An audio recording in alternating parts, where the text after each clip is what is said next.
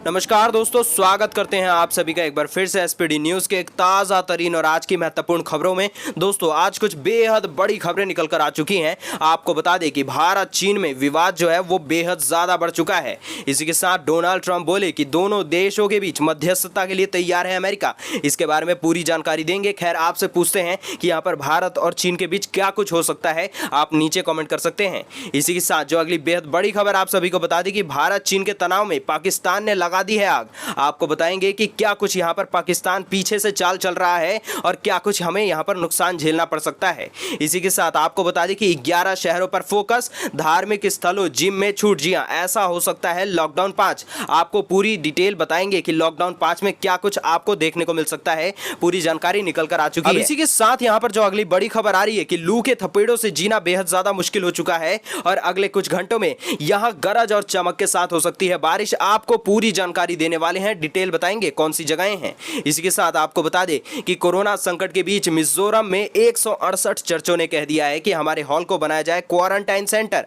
आपके हिसाब से ये किस तरीके का आइडिया है। इसी के साथ आप सभी को बता दें कि सीबीएसई 10वीं और 12वीं एग्जाम के तहत सरकार ने कहा कि जो छात्र जहां है वहीं से एग्जाम देगा। खैर, अगर आपके घर में भी कोई भी बच्चा 10वीं या 12वीं एग्जाम देने वाला है, नीचे कमेंट कर सकते हैं। और इसी के साथ आप सभी को बता दें कि यूपी में 2.16 लाख बेरोजगारों को नौकरी यानी कि उन सभी को रोजगार देने का बेहद बड़ा प्लान बना दिया गया है। आपको बताएंगे वो क्या कुछ प्लान है और आपको किस प्रकार से जॉब मिलेगी। इसी के साथ आप सभी को बता दें कि आप घर बैठे व्हाट्सएप के जरिए कहीं से भी बुक कर सकते हैं रसोई गैस सिलेंडर। जी हां, ऑनलाइन होगा भुगतान। इसके लिए बेहद सिंपल स्टेप्स हैं। बेहद आसानी से आप व्हाट्सएप के माध्यम से गैस सिलेंडर को भी बुक कर सकेंगे। और इसी के साथ जो अगली बड़ी खबर की रास्ते में फंसे मजदूरों के खाने पीने और परिवहन की तत्काल मुफ्त व्यवस्था हो, सुप्रीम कोर्ट ने बेहद बड़ा फैसला किया है। इसी के साथ आपको बता दें कि हजारों लाखों यहां पर टिड्डी दल शहर में आया तो क्या कुछ हो जाएगा, आप सोच नहीं सकते हैं। और क्या आप जानते हैं कि पाकिस्तान से करीब 10 लाख टिड्डियों ने मचा दी है दहशत और हालात ज्यादा गंभीर होने के चलते राज्य सरकारें जुट गई हैं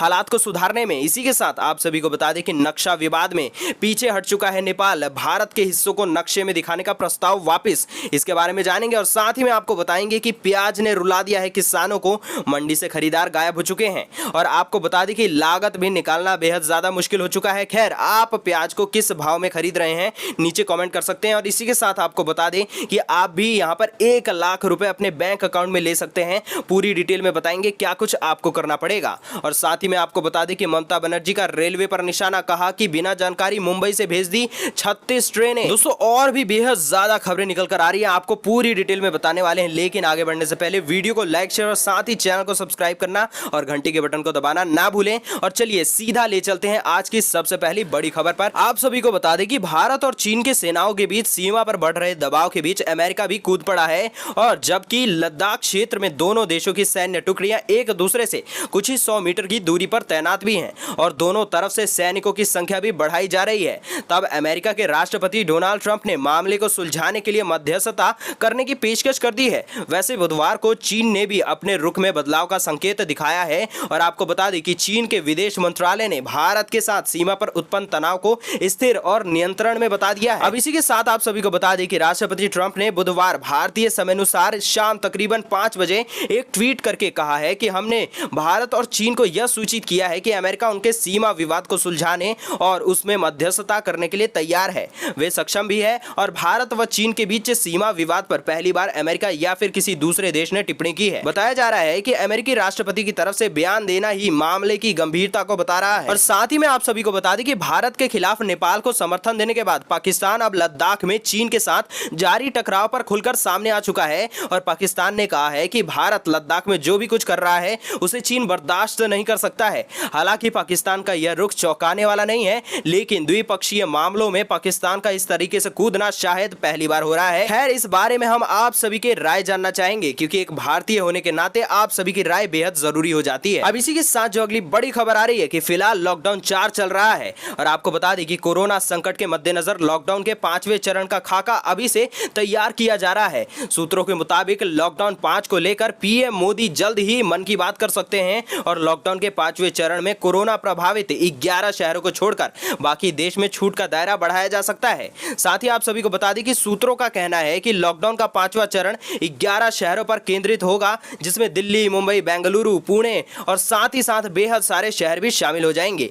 इन शहरों में 70% से अधिक कोरोना केस हैं। केवल 5 शहरों यानी कि अहमदाबाद, दिल्ली, पुणे, कोलकाता, मुंबई में तो आंकड़ा 60% के पास है। और इसी के साथ आप सभी को बता दें कि लॉकडाउन 5 के दौरान सभी जोन में सैलून और जिम को खोलने की इजाजत भी दी जा सकती है, सिर्फ कंटेनमेंट जोन को छोड़कर। हालांकि इस चरण में किसी स्कूल, कॉलेज, यूनिवर्सिटी को खोलने की इजाजत नहीं दी जा सकती है। साथ ही मॉल और साथ ही मल्टीप्लेक्स को भी बंद रखा जा सकता है। और इसके साथ हमें यह भी बताया जा रहा है कि लॉकडाउन 5 में शादी और अंतिम संस्कार में कुछ और लोगों के शामिल होने की छूट भी दी जा सकती है। और सूत्रों का कहना तो यह भी है कि लॉकडाउन का 5वां चरण 2 हफ्तों के लिए लागू किया जा सकता है। खैर, हम आप सभी से भी पूछना चाहेंगे कि आपके क्या विचार हैं यहाँ पर। जिम, मॉल, ये सारी चीजें खुलनी चाहिए या फिर इसके अलावा भी आप कोई चीज चाहते हैं जो कि खोली जा सकती है? नीचे कमेंट कर सकते हैं। अब जो अगली बेहद बड़ी खबर आ रही है कि भारत में गर्मी के मौसम में कई राज्यों में स्थितियां बेहद ज्यादा गंभीर होती जा रही हैं।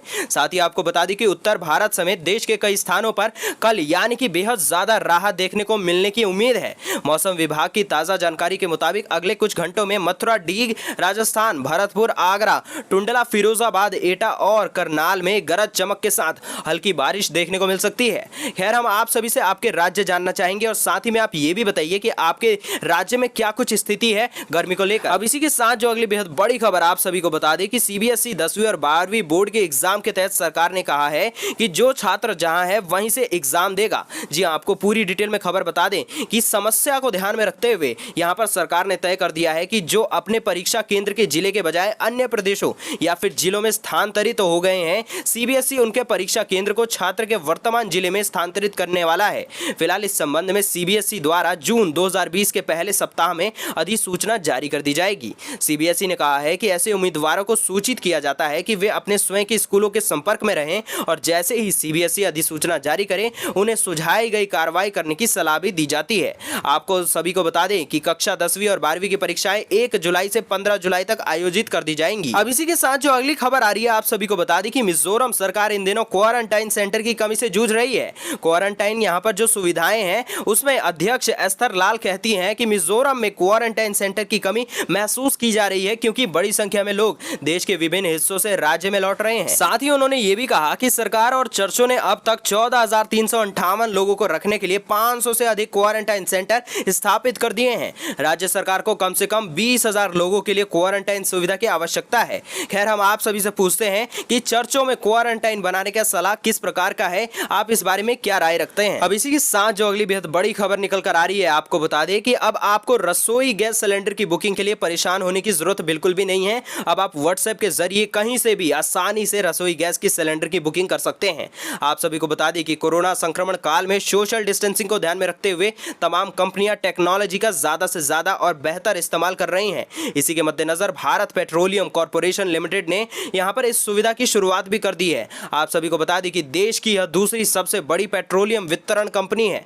आपको बता दें कि कंपनी के 7.10 करोड़ एलपीजी ग्राहक हैं। तो चलिए अब आपको बताते हैं कि आप किस प्रकार से बुकिंग करवा सकते हैं। आपको बता दें कि कंपनी ने कहा है कि उसने सिलेंडर बुकिंग के लिए एक नया व्हाट्सएप बिजनेस चैनल की शुरुआत कर दी है और साथ ही साथ आपको बता दें कि बुकिंग आपको बीपीएल स्मार्ट लाइन नंबर यानी कि 1800-224-344 पर करवानी होगी। आपको बता दें कि ग्राहक के कंपनी के पास पंजीकृत मोबाइल नंबर से ही आप बुकिंग को करवा सकते हैं। और साथ ही साथ हम आप सभी से पूछना चाहते हैं कि व्हाट्सएप द्वारा गैस बुकिंग का ये फीचर आप सभी को किस प्रकार का लगा है। अब इसी के साथ जो अगली बेहद बड़ी खबर आप सभी को बता दें कि यूपी में 2.16 लाख बेरोजगारों और प्रवासी कामगारों को उपलब्ध कराया जाएगा रोजगार। आपको किस प्रकार से नौकरी मिल सकती है, पूरी डिटेल जानते हैं क्या कुछ खबर बताती है।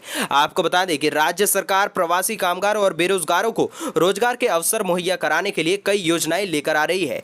इसके तहत खादी एवं ग्रामोद्योग बोर्ड के जरिए राज्य में स्वरोजगार के अवसर सृजित करने तथा बेरोजगारों को स्वरोजगार से जोड़ने के लिए ग्रामीण विकास की विभिन्न योजनाओं पर बल भी दिया जा रहा है। इस कदम से प्रवासी कामगारों सहित बड़ी संख्या में लोगों को रोजगार के अवसर खुल जाया करेंगे। आप सभी को बता दें कि खादी बोर्ड ने इस क्रम में 12 योजनाओं और कार्यक्रमों की रूपरेखा भी तय कर दी है। प्रमुख सचिव खादी एवं ग्रामोद्योग के यहाँ पर जो डॉक्टर नवनीत सहगल उन्होंने बताया कि निर्धारित समय सारिणी के तहत आगामी 1 से 7 महीने की अवधि में उन्होंने विभिन्न योजनाओं के तहत 1,45,000 से ज्यादा लोगों को रोजगार के अवसर और साथ ही साथ बहुत सारे लोगों को डायरेक्टली नौकरी देने का लक्ष्य रख दिया है। आपको बता दें कि उन्होंने कहा कि इसके लिए माटी कला और कार्यक्रम को भी और साथ ही साथ प्रभावी बनाने की व्यवस्था भी कर दी जाएगी। राज्य के 9 मंडलों में से 2700 माइक्रो माटी कला कॉमन फैसिलिटी सेंटर स्थापित भी कर दिए जाएंगे। इनके संचालन से 10,000 से ज्यादा लोगों को रोजगार के अवसर मिल जाया करेंगे। सहगल ने बताया कि प्रधानमंत्री रोजगार सृजन कार्यक्रम के तहत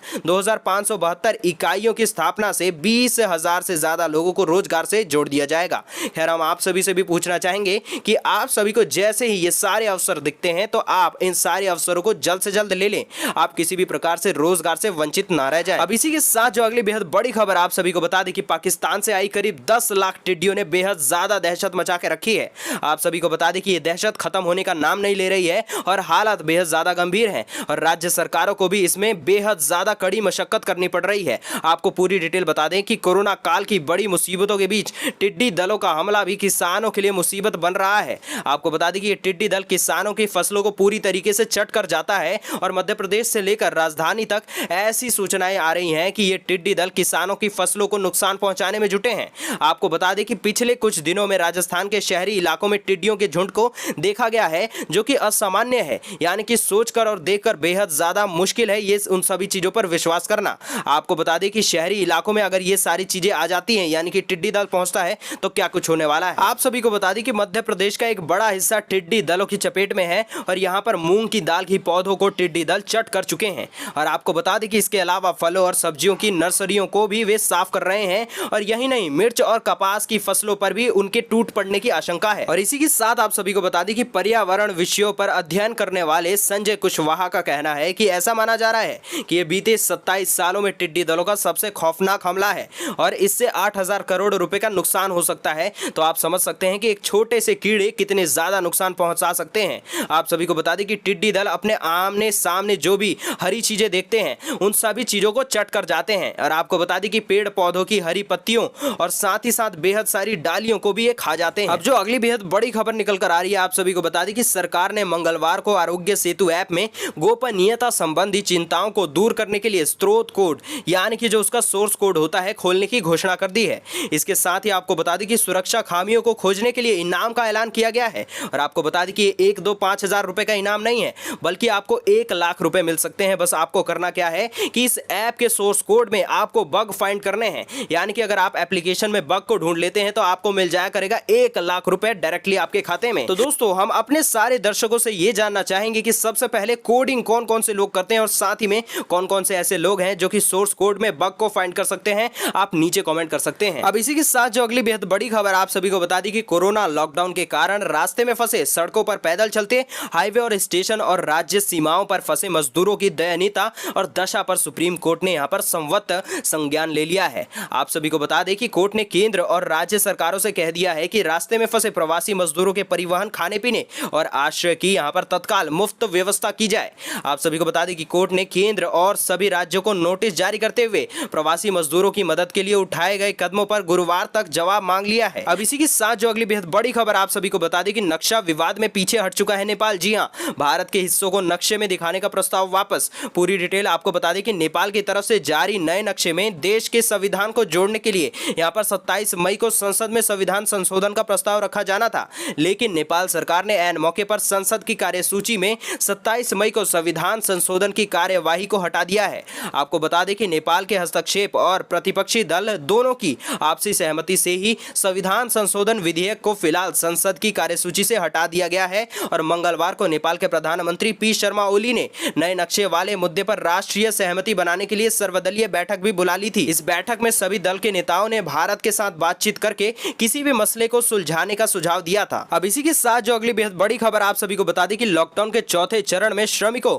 और ट्रेनों को लेकर केंद्र सरकार और कुछ राज्य सरकारों के बीच विवाद खत्म होने का नाम नहीं ले रहा है। ताजा मामले में पश्चिम बंगाल की मुख्यमंत्री ममता बनर्जी ने बुधवार को रेल मंत्रालय पर आरोप लगाया। ममता ने कहा कि हमारी जानकारी के बिना 36 ट्रेनें मुंबई से आ रही हैं। मैंने महाराष्ट्र के साथ भी बात की है, उन्होंने भी सूचना में देरी का यहाँ पर जिक्र किया है। आप सभी को बता दें कि रेलवे अपने दम पर इसकी योजना बना रहा है, ऐसा ममता ने कहा है। आप सभी को बता दें कि ममता ने अम्फान तूफान का हवाला देते हुए कहा कि बंगाल इस वक्त तूफान की तबाही से जूझ रहा है और रेलवे हर दिन श्रमिक स्पेशल ट्रेनों को भी भेजते जा रहा है। इससे कोरोना के मामले में बढ़ोतरी होने वाली है। अब इसी के साथ जो अगली बेहद बड़ी खबर आप सभी को बता दें कि यहाँ पर प्याज का तड़का या फिर सलाद खाने की थाली के जायके में तो बदलाव लाता ही है, लेकिन साथ ही साथ एक किसान के जीवन में और राजनीति में आए दिन इसके बदले हुए रंग देखने को भी मिलते मिलते हैं। आपको बता दें कि यहाँ पर कुछ दिनों पहले तक प्याज 150 रुपए किलो तक बिक रहा था और अब आलम यह है कि इसके खरीदार ही नहीं मिल रहे हैं। दिल्ली जैसे महानगरों में प्याज यानी कि ऑनियन प्राइस फूट कर यहाँ पर जो है वो 15 से 20 रुपए प्रति किलो बिक रहा है।